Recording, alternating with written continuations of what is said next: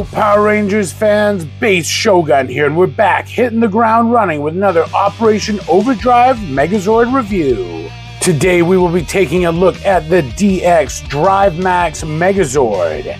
Now this does have a leg up in the size department over the Japanese Sentai Bukanger. However, the Japanese one is more detailed and the plastic quality is better. Not taking away anything from this set, however, as it does feature lights and sounds. My question of the day for you is, did you get any good Prime Day deals, any Walmart pickups? I got some $19 Studio Series Transformers and Marvel Legends from Walmart, and then I got a half off Doc Ock 2-pack and 20% off a Lego Optimus Prime. Not bad. Okay, let's shift into gear and get right into the review. Okay guys, and if you just freshly unboxed your own, first thing you're gonna realize is a lot of the Zords are extremely basic. We're talking bend one thing down and you're just about done. However, I won't take anything away from the red Zord or some of these because they do look good even if they're very, very basic. Starting off with number one, we have the red truck here. And it is quite a sizable Zord. It does feel pretty chunky when you hold it. And you'll notice when we get into robot mode, it does feel kind of like a Transformer there. So let's check out the roll on it. It does roll nice and satisfying. And yeah, this is by far the most detailed Zord of the 5. Up next is number 2. Does look pretty nifty there. No rubber tires. This one is, these are dummy tires right here actually, but these two do move. And overall it does a fairly good job. The gold looks all right. The silver and red that are there do a good enough job, as I said. But yeah, it's super basic. Like this is pretty much the only action you get is just folding it into the chest there. So for rolling, it does roll as well. No worries there. And we have blue 3 right here. So this is kind of cool. I do like the colors. The white looks good. The little bit of red there, silver. It is a pretty cool little plane. But again, there's not much you can do. You can disconnect the head, and it does have tank tracks there. So you can kind of land, drop this off if you were playing around with it. But yeah, again, very basic. But I do appreciate how well that this Megazord head fits into storage in the Zord. And we got yellow 4 here, an excavation vehicle. The bucket can move up and down as well as the arms. This turret can come off. It can also swivel around 360 degrees. And it looks good enough there. I wish they put a little bit more detail maybe in the molding here, but you know, what can you do? And last and probably least, let's be honest, we have white and pink, number 5 there.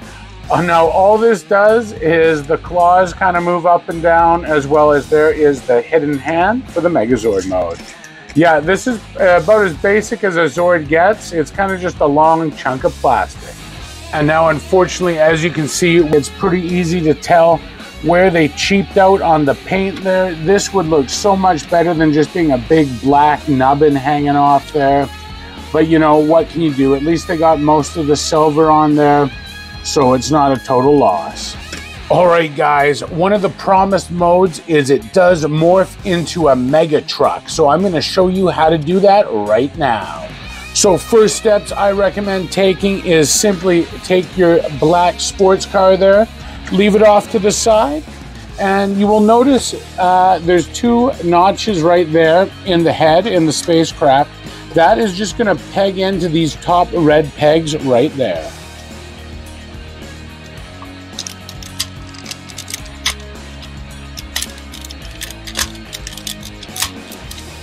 And with just a little bit of fiddling, there it is. Simply flip these down and you're ready to go. And I should add, take this little red connector piece and you can just flip that out. All right, now you have your big red truck number 1 Zord, and the connector is gonna peg right into there from the back of your sports car. So yeah, you can see it does connect loosely right there, so I wouldn't tempt fate too much or it may break. And before we go any further, I just want to apologize. The official name of the Zords are escaping me at the moment, but we're going to press on. And we're almost done, so simply take your other Zords here. You're going to put the yellow on that side, and after you've flipped the claws for white back, that will fit right in here. And I do think this is very simple, but it does look cool. It rolls, and it's a good way to have your Megazord kind of roll in convoy for play and be like, all right, they're here. And then you can get the morphin on. So I do like this, and don't get me wrong, I do think this is a cool mode. It adds play features. I'm glad they included it, but it is a little underwhelming, I do have to tell you. But you know what? It does look pretty good on the shelf. And it definitely is a pretty big unit. And I do appreciate any time that they give the Megazord kind of a formation that all the Zords can fit into other than the main one. Coming to mind is the MMPR Dino Tank. I do wish, and I might be forgetting though, that this had somewhere to store in here. And maybe it does. And you know what? That looks kind of fine to me. So what am I complaining about? Alright, that MEGATRUCK mode was pretty cool, but we are both here for the same reason, guys, the mecha. So let's get right into it. So first step, what we can do, easy out of the way, fold this up. Our chest plate is now done. And next, we will take our big red one right here. You can flip these flaps back.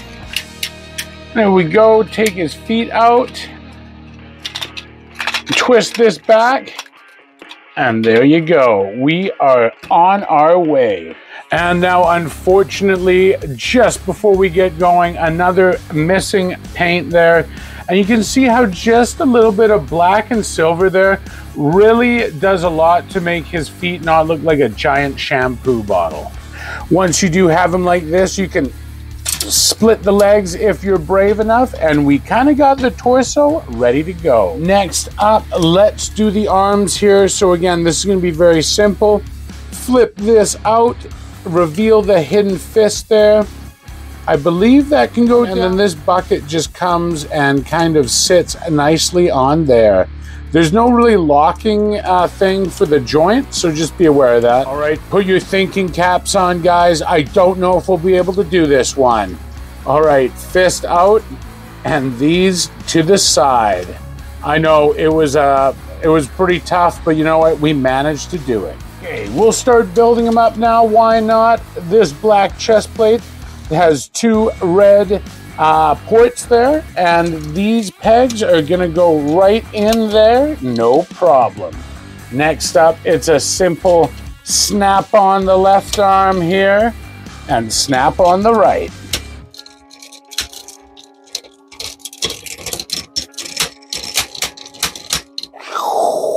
All right, and we're swooping in. We can disengage the head. And there you go. Then you can flip him around like this. And this is just gonna fit on his back here, just like that. And once you have the backpack on, let's go ahead, equip his giant sword there.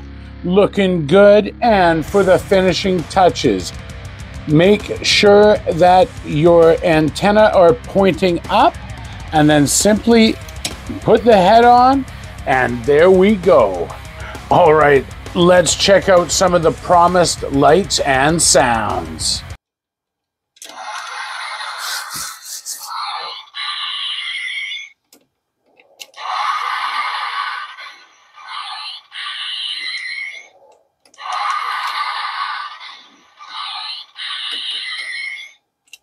So it should say light and sound maybe, but regardless, it's a cool feature to have. And for articulation, he does have some ratchet joints here that are quite stiff on mine. You can get a 360 as long as you move these jet things out of the way. Yellow on mine is the same here.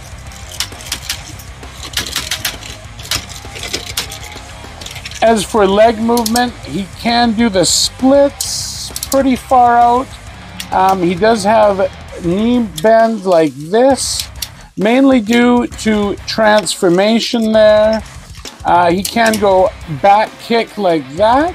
So even though this technically is a fairly posable Megazord, I mean, getting him in most stances is not super easy. But I mean, for older mecha here, something just fell off. That's not bad. I mean, take what you can get with these older figures. That's not bad. All right, guys, we've taken a look at the Zords individually in the MEGATRUCK. We've combined them into the mighty DRIVEMAX Megazord. And I do want to say, if you do have the dual drive Megazord, I'll put a photo on the screen of the Ultra Zord they can make there. Unfortunately, I have yet to own one, and I looked, and the prices have gone pretty high up, as have most collectibles, let's be honest. I remember Operation Overdrive you could get for pretty cheap at some conventions, but that's not the case anymore. Okay, final review. I'll see you in the next screen. And for the final review, I do gotta say, that is a pretty bad mother of a pose, guys. And I did get him to stay up like this by putting his feet flaps down as a bit of stabilization there. And you know what? That looks pretty good. And that's, you know what, maybe a little workaround there as a way to get some good articulation with your DRIVEMAX Megazord. My final thoughts for this guy is, you know what? He's a pretty cool looking bot. If you can get around some of the very basic Zords here, my arm ratchets don't feel super healthy.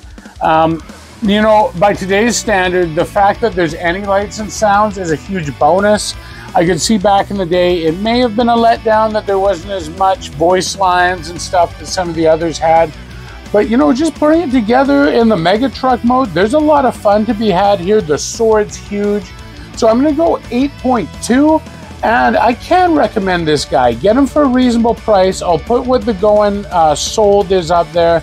But in my head, maybe like 100 to 130 with a box would be a good price. I don't know if that's still realistic. I think I got this guy for 80 way back in the day. That was kind of the circuit price before things got super crazy.